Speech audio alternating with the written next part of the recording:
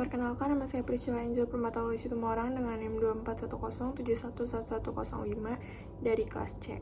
Dan pada kesempatan kali ini saya akan membacakan tugas baca 2 dan 3. Pengantar filsafat epistemologi.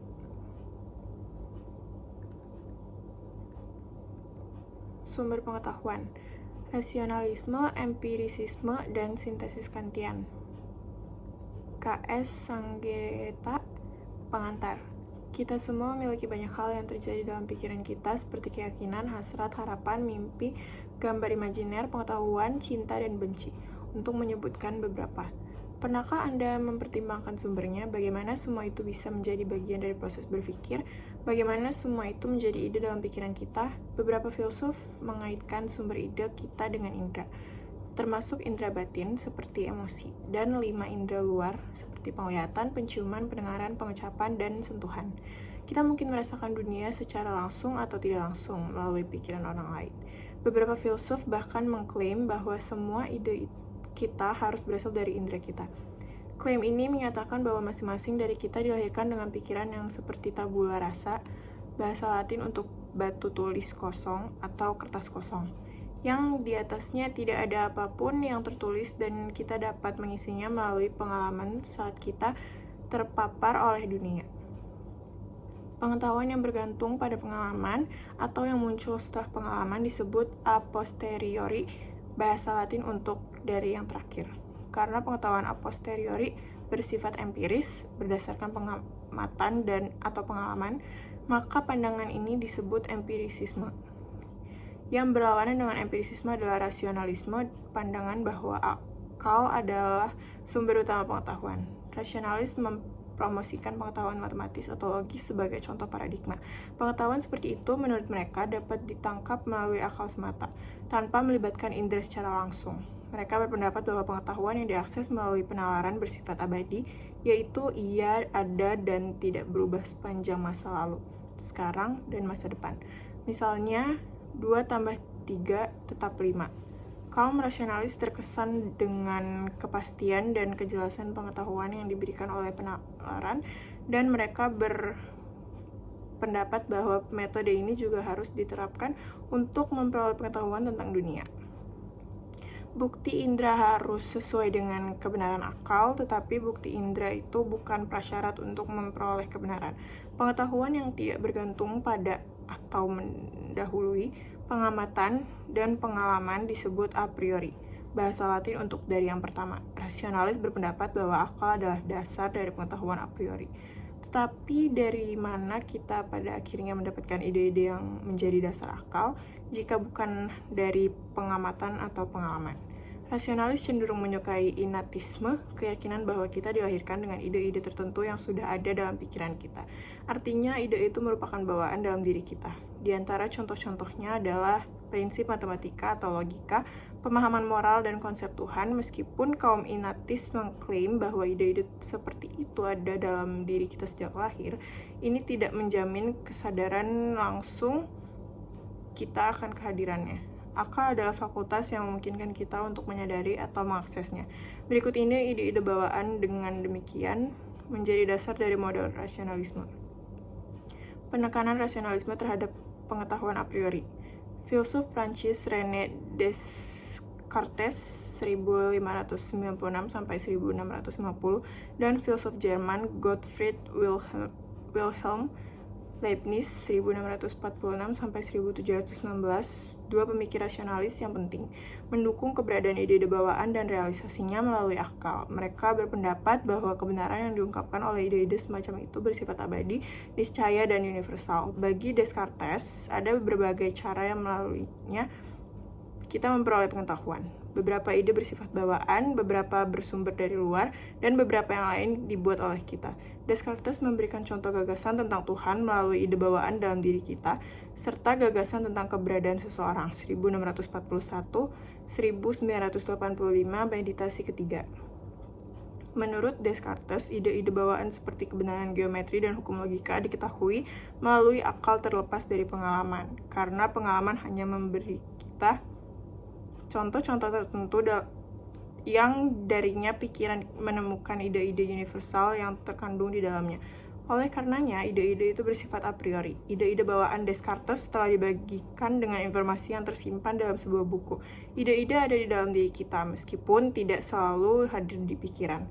Begitu kita mulai membaca buku itu, isinya mengungkapkan dirinya kepada kita. Sama seperti penalaran mengungkapkan ide-ide bawaan kita kepada kita. Dengan kata lain, hanya melalui pembacaan, pemikiran yang cermat, kita dapat memahami ide mana yang bersifat bawaan dan mana yang datang kepada kita dari tempat lain. Leibniz menyebut ide bawaan sebagai prinsip. Sebagaimana Descartes, Leibniz berpendapat bahwa prinsip-prinsip diakses oleh akal. Sifat universal dari kebenaran matematis misalnya, tidak diungkapkan oleh indera.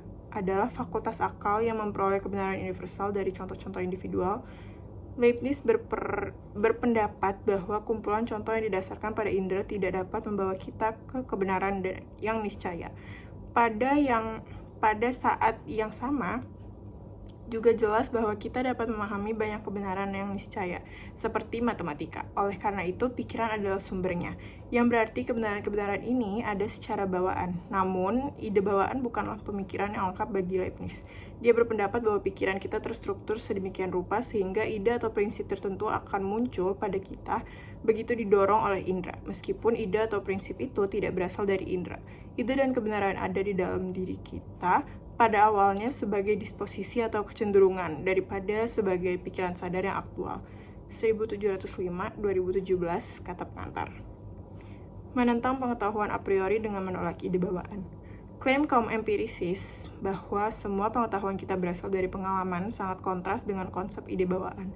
Bagi kaum empirisis, semua pengetahuan bersifat a posteriori, artinya diperoleh melalui atau setelah pengalaman. John Locke 1632-1704, seorang filsuf empirisis Inggris mengadopsi dua pendekatan untuk mempertanyakan ide-ide bawaan sebagai dasar dari pengetahuan a priori.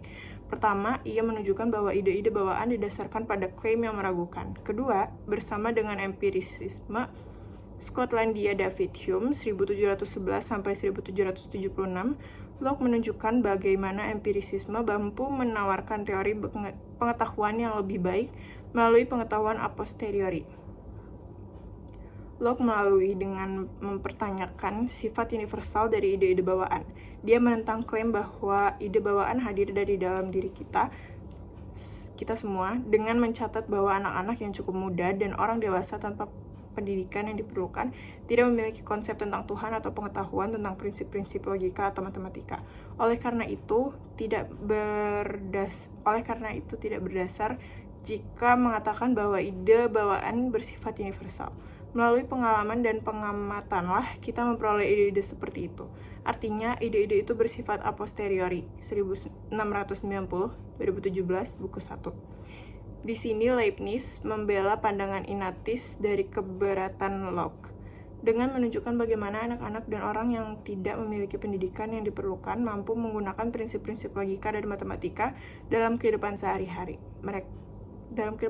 mereka tanpa memahami apa itu prinsip logika dan matematika atau tanpa mampu mengartikulasikannya dalam kata-kata. 1705, 2017, buku 1. Seorang anak, untuk menggunakan contoh saya sendiri, tahu tanpa kebingungan bahwa dia tidak bisa duduk di pangkuan kedua orang tuanya pada saat yang bersamaan. Demikian pula mereka yang tidak belajar matematika dengan formal masih dapat mengetahui bahwa dua ladang jagung berbentuk segitiga yang berdekatan yang dipisahkan oleh pagar di sisi terpanjangnya dapat membuat satu ladang jagung persegi dengan menghapus pagar yang memisahkannya. Terbukti seperti yang dikatakan Leibniz, prinsip umum logika dan matematika adalah bawaan. Tetapi ini tidak berarti bahwa semua ide bawaan diterima secara universal. Ada kemungkinan bahwa kita semua memiliki ide bawaan, namun beberapa dari kita tidak menyadarinya. Locke lebih lanjut berpendapat bagaimanapun, tidak ada apapun di dalam pikiran yang tidak disadarinya. 1690, 2017, buku 2. Memiliki ide bawaan tanpa menyadarinya bukanlah posisi yang layak bagi Locke. Sebuah ide harus dialami atau dipikirkan terlebih dahulu. Bagaimana lagi ia bisa ada di dalam pikiran? Pada titik ini, Leibniz tidak setuju dengan Locke. Adalah mungkin untuk memiliki banyak ide dalam pikiran tanpa kita menyadarinya. 1705, 2017, kata pengantar. Misalnya, Anda menyerap lagu yang diputar di pasar tanpa menyadarinya secara sadar. Lagu itu tidak mudah diakses atau transparan dalam pikiran Anda, karena Anda tidak dapat mengingatnya. Namun, ia mungkin dapat dikenali setelah mendengarnya lagi. Jadi, ia pasti sudah ada di dalam Anda di suatu tempat dalam arti tertentu. Demikian pula, ide bawaan bisa ada di pikiran Anda tanpa Anda sadari. Kita dilahirkan dengan fasilitas untuk mewujudkan ide-ide bawaan ketika kondisi yang menguntungkan diperoleh di kemudian hari, seperti ide-ide keindahan, keadilan, dan kebenaran matematis. Jawaban Locke adalah bahwa realisasi ide atau kapasitas dalam situasi yang tepat untuk berlaku untuk semua ide, bukan hanya ide konon bawaan. 1690-2017, buku 1. Dia menentang Ignatius untuk menghasilkan kriteria untuk membedakan ide bawaan dari yang bukan bawaan. Leibniz menanggapi dengan kriteria seperti berikut. Ide bawaan itu bersifat niscaya, ia pasti benar, tidak dapat salah. Sedangkan ide-ide non-bawaan hanya bersifat kontingen, mungkin benar, mungkin salah. Kita dapat membedakan kebenaran niscaya dan karenanya abadi menurut pandangan Leibniz. Dari kebenaran yang bergantung pada berbagai fakta, 1705-2017, kata pengantar. Penekanan empirisisme terhadap pengetahuan a posteriori. Locke mengklaim untuk menunjukkan bagaimana pikiran yang seperti tabula rasa saat lahir memperoleh pengetahuan. Bagi para empirisis, pengalaman semata melengkapi pikiran kita dengan ide-ide sederhana yang merupakan elemen dasar pengetahuan. Setelah ditunjukkan bahwa semua ide dapat berasal dari pengalaman, akan berlebihan untuk menambahkan ide bawaan. Jadi, apakah pengetahuan a posteriori membuat kita menolak pengetahuan a priori? Mari kita cari tahu. Bagi Locke, pengetahuan berdasarkan pengalaman itu mudah dipahami. Dia meminta kita untuk menganggap bahwa kita memiliki ide bawaan tentang warna dan bahwa kita juga dapat melihat warna dengan mata kita. Dalam hal ini, karena kita tidak perlu bergantung pada keduanya, maka kita cukup mengandalkan indera kita. Karena lebih mudah dan sederhana untuk memahami pengetahuan yang diperoleh dari pengalaman indera daripada pengetahuan yang berasal dari berbagai sumber yang tidak kita sadari. 1690-2017, buku 1, bab 2, paragraf 1. Di sini Locke menerapkan prinsip pisau cukur Occam yang menunjukkan bahwa sebisa mungkin kita harus mengadopsi penjelasan yang sederhana daripada yang rumit. Penjelasan sederhana memiliki kelebihan berupa kurang rentan terhadap kesalahan dan lebih ramah terhadap pengujian daripada penjelasan yang rumit yang tidak menambah nilai penjelasan. Pertanyaan berikutnya adalah, apakah pengetahuan a posteriori saja memberi kita pengetahuan yang memadai tentang dunia? Mari kita ambil contoh mengalami dan dengan demikian mengetahui bunga seperti mawar. Saat kita mengalami mawar, warna, tekstur, dan aromanya yang khas adalah ide-ide yang melaluinya kita menjadi sadar akan objeknya. Tetapi ketika kita tidak mengalami atau merasakan bunga mawar, kita masih bisa memikirkannya. Kita juga dapat mengenalinya saat berikutnya kita melihat bunga tersebut dan mempertahankan keyakinan bahwa bunga itu berbau manis, indah untuk dilihat, dan lembut untuk disentuh. Ini menunjukkan bahwa selain penginderaan, kemampuan untuk membentuk konsep tentang objek yang kita temui sangat penting untuk mengetahui dunia. Pengalaman juga memungkinkan kita membayangkan apa yang tidak kita alami secara langsung, seperti Putri Duyung. 1690-2017, buku 3, bab 3, para 19. Imajinasi semacam itu dimungkinkan karena kita telah mengalami secara langsung bagian-bagian berbeda dari objek imajiner ini secara terpisah. Menggabungkan pengalaman-pengalaman ini dalam pikiran dengan cara yang teratur menghasilkan objek yang dibayangkan. 1690-2017, buku 2, bab 3, para 5. Seandainya kita belum pernah mengalami dan dengan demikian belum pernah membentuk konsep ikan dan wanita secara terpisah sebelumnya, kita tidak akan dapat membayangkan Putri Duyung saat ini. Pertimbangan ini mengarahkan Locke untuk mengkategorikan sesuai pengalaman indera kita ke dalam ide sederhana dan ide kompleks.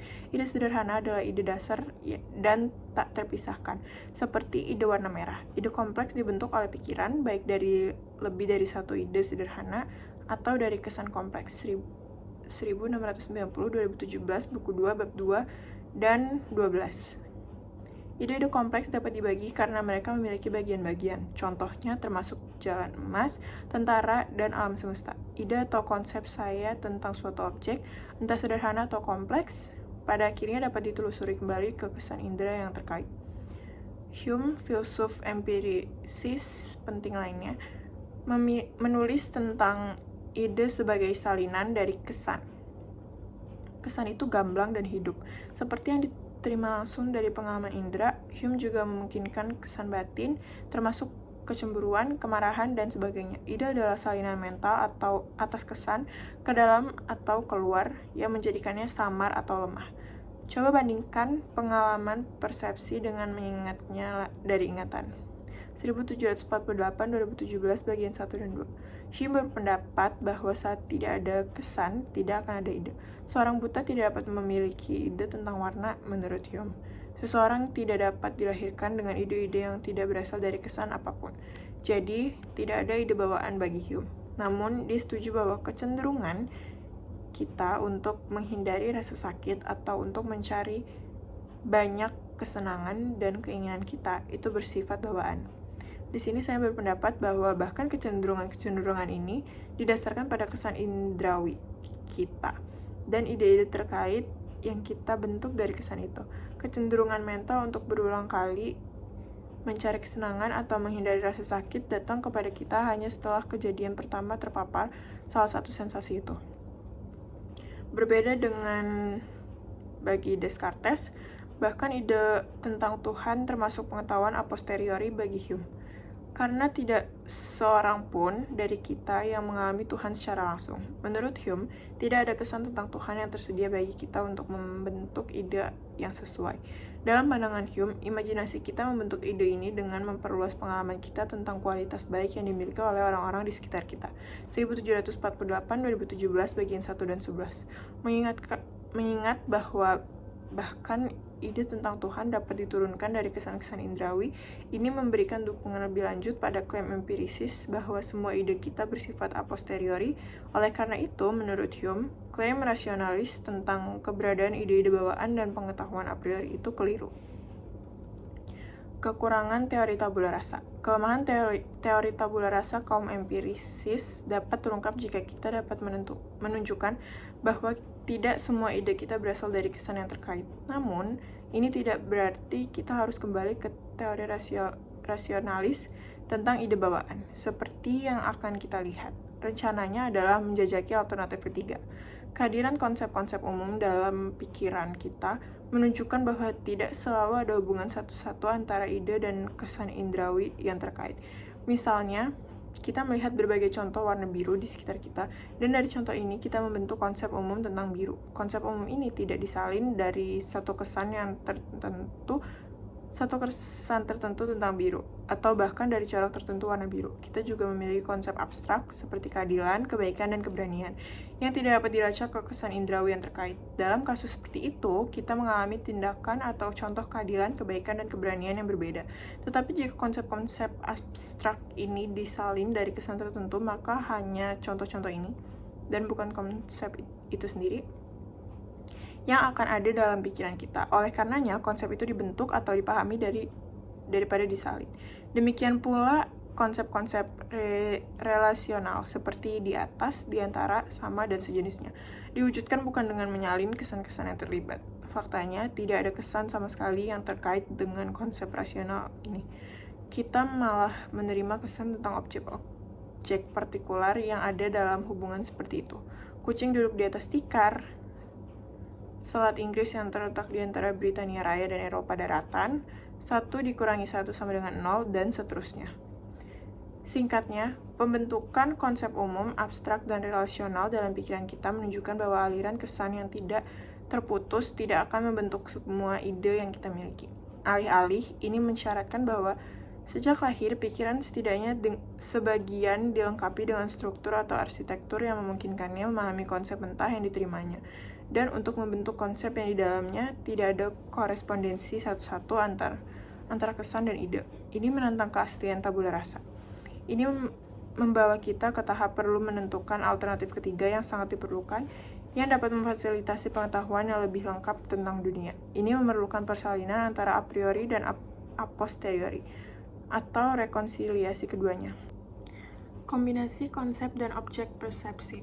Kesegeraan dan sifat langsung sensasi, kesan, dan persepsi membuatnya pasti. Mari kita secara singkat membongkar ide ini. Pertimbangan apakah kita bisa salah tentang sensasi kita.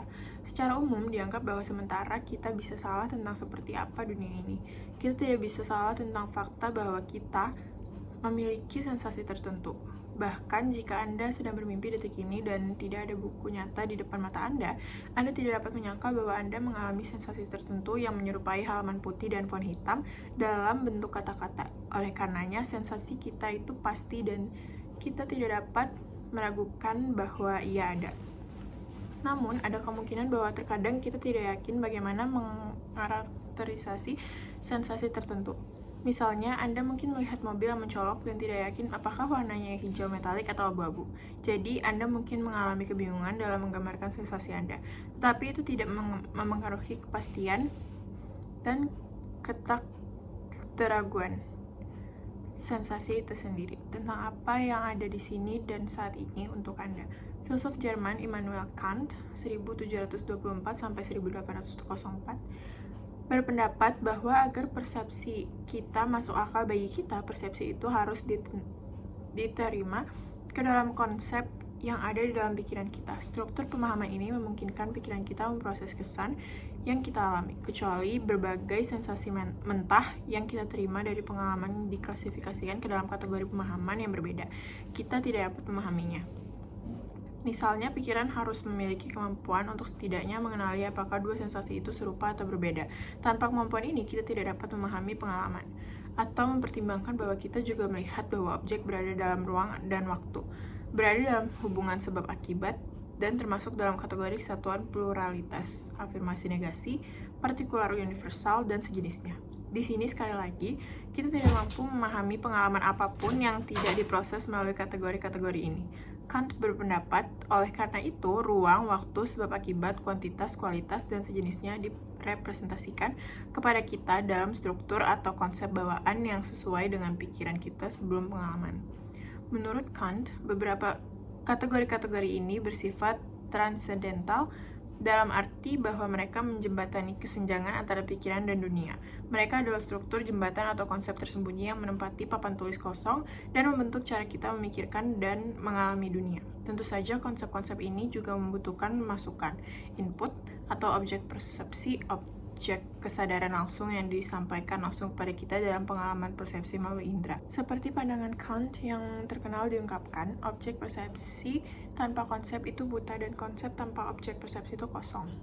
Sejauh ini kita telah melihat melalui berbagai tahapan bahwa rasionalisme dan empirisisme tidak lengkap. Idealisme transendental Kant demikian pandangannya disebut. Mencapai keseimbangan, mendamaikan kedua aliran tersebut, dia menggabungkan masukan sensorik dan konsep bawaan menjadi satu kesatuan tentang bagaimana kita memahami dunia. Sebelum kita mengakhiri bab dengan langkah terakhir dalam pendekatan Kant, mari kita kembali ke Descartes dan Hume sekali lagi, dua filsuf yang paling memengaruhi Kant. Pengetahuan sintetik a priori. Descartes berpikir bahwa akal saja dapat memberikan kepastian bagi semua pengetahuan manusia. Intuisi dan deduksi adalah alat yang melaluinya fakultas akal beroperasi. Intuisi adalah kapasitas untuk melihat ke dalam dan memahami objek intelektual dan kebenaran dasar. Sebagai seorang ahli geometri, Descartes berpikir bahwa deduksi jenis penalaran yang kebenaran kesimpulannya dijamin oleh kebenaran premisnya, harus digunakan untuk memperoleh pengetahuan tentang dunia, dimulai dengan masukan ide-ide yang jelas dan terpilah-pilah.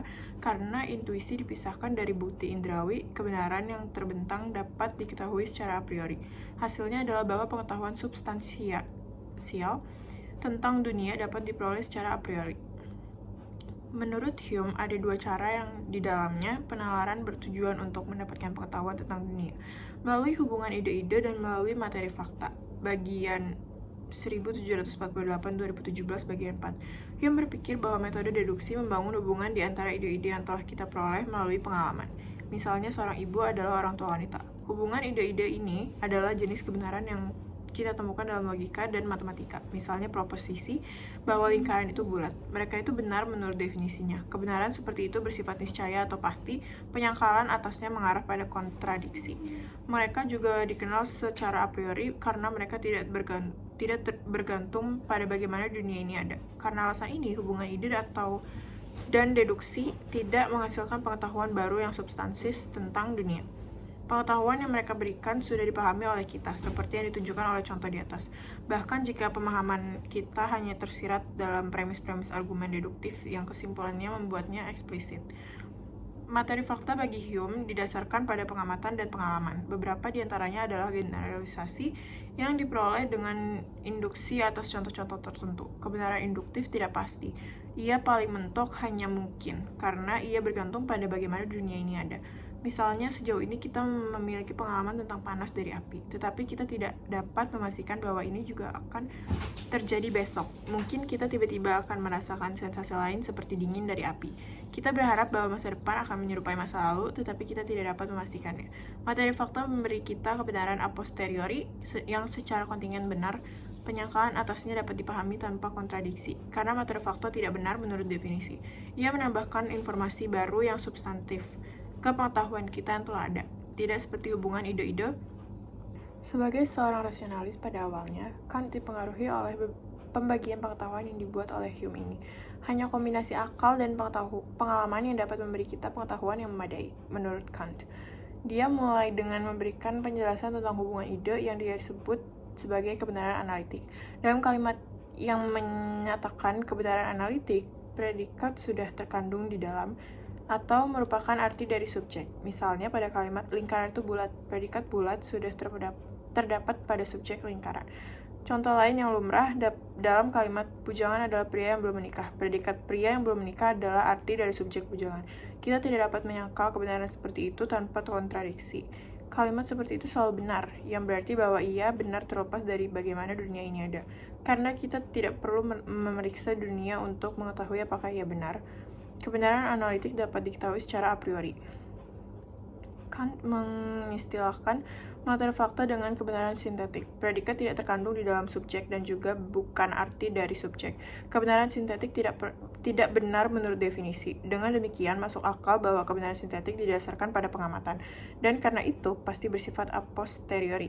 Walaupun seperti yang akan segera kita lihat, Kant berpendapat ini tidak berlaku untuk semua kebenaran sintetik. Misalnya, pertimbangkan proposisi.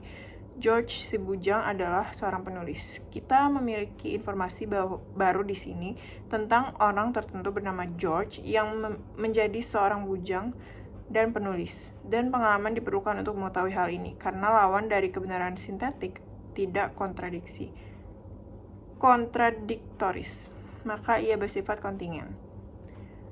Kant berpendapat bahwa hanya kebenaran sintetik yang mampu memberikan informasi baru yang substantif tentang dunia. Namun, meski demikian, pengalaman indrawi tidak secara pasif memasuki pikiran kita, tetapi sesuai dengan struktur mental bawaan kita untuk memfasilitasi pengetahuan. Karena struktur ini bekerja secara independen dari pengalaman, maka ia bersifat a priori. Struktur a priori bawaan dari pikiran kita, konsep kita, secara aktif terlibat dalam memahami pengalaman kita. 1781-1998. Mereka terlibat dengan membedakan dan mengatur informasi yang diterima dalam pengalaman.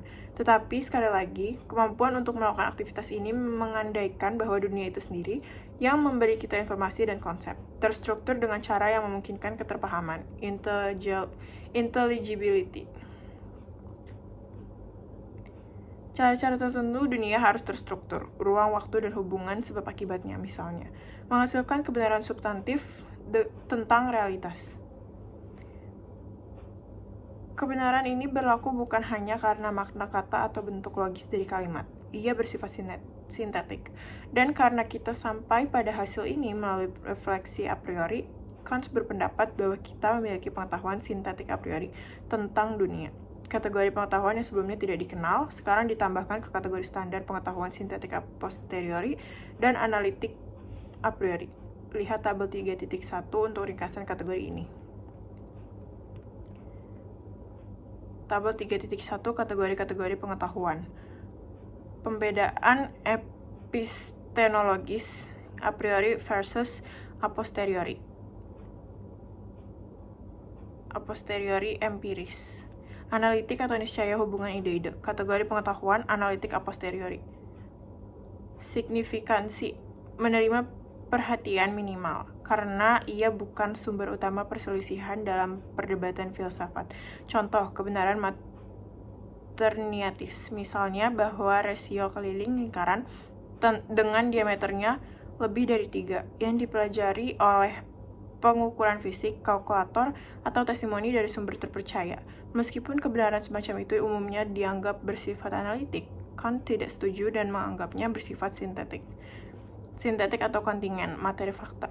Kategori pengetahuan sintetik a posteriori. Signifikansi ditekankan oleh kaum empirisis. Contoh, kebenaran tentang dunia eksternal yang diketahui secara langsung melalui alat indera atau penyelidikan ilmiah.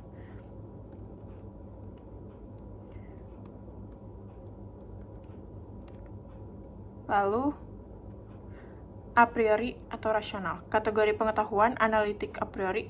Signifikansi ditekankan oleh kaum rasionalis, contoh logika murni. Pernyataan-pernyataan yang benar menurut definisinya yang diketahui dengan memahami maknanya. Kategori pengetahuan sintetik a priori. Signifikansi kategori kontroversial yang dipostulatkan oleh sintetis Kantian. Meskipun kebenaran dalam kategori ini bersifat kontingen dalam pengertian logika yang ketat, penyangkalan atasnya tidak bersifat kontradiktoris secara logis. Kant mengklaim ada semacam keniscayaan metafisik untuknya, karena kebenaran dalam kategori ini berlaku universal dan bersifat kekal. Kandidat Kant. Aksioma geometri Euclid, sifat dasar ruang atau waktu, kebenaran metafisik, dan kebenaran moral. Masih ada pertanyaan tentang bagaimana konsep kita membedakan dan mengatur informasi yang diterima dari indera. Tujuan ini dicapai melalui tindakan sintetis yang Kant maksud sebagai sintetis adalah tindakan menempatkan representasi yang berbeda elemen kognisi bersama-sama dan menangkap apa yang bermacam-macam di dalamnya dalam satu kognisi. Kant menjelaskan 3 jenis sintetis. Proses dimulai dengan sintetis pemahaman dalam persepsi, melewati sintetis reproduksi, sebuah reproduksi dalam imajinasi, dan berakhir dengan sintesis pengenalan dalam sebuah konsep. Bagi Kant, pemahaman dalam persepsi melibatkan penempatan objek dalam ruang dan waktu. Sintesis reproduksi dalam imajinasi terdiri dari penghubungan berbagai elemen dalam pikiran kita untuk membentuk sebuah gambar. Dan sintesis pengenalan dalam suatu konsep membutuhkan memori pengalaman masa lalu serta mengenali hubungannya dengan pengalaman sekarang. Dengan mengakui bahwa pengalaman masa lalu dan masa kini mengacu pada objek yang sama, kita membentuk konsep tentangnya. Mengenali sesuatu sebagai suatu kesatuan objek di bawah suatu konsep berarti melekatkan makna pada persepsi. Keterkaitan makna inilah yang disebut Kant sebagai apersepsi.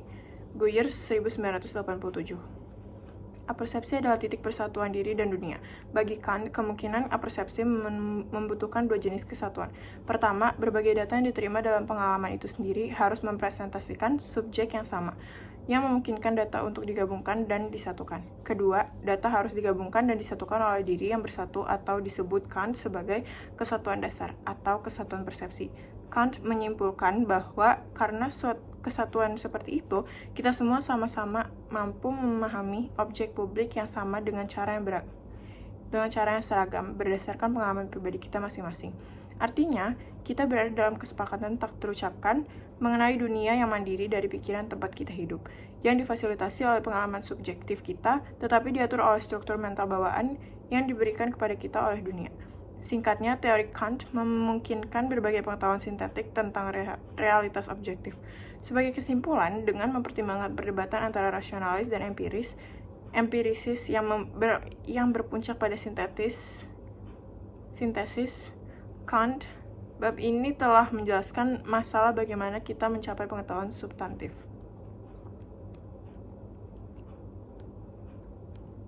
Kotak 1, Revolusi Kopernikan Kant dalam epistemologi.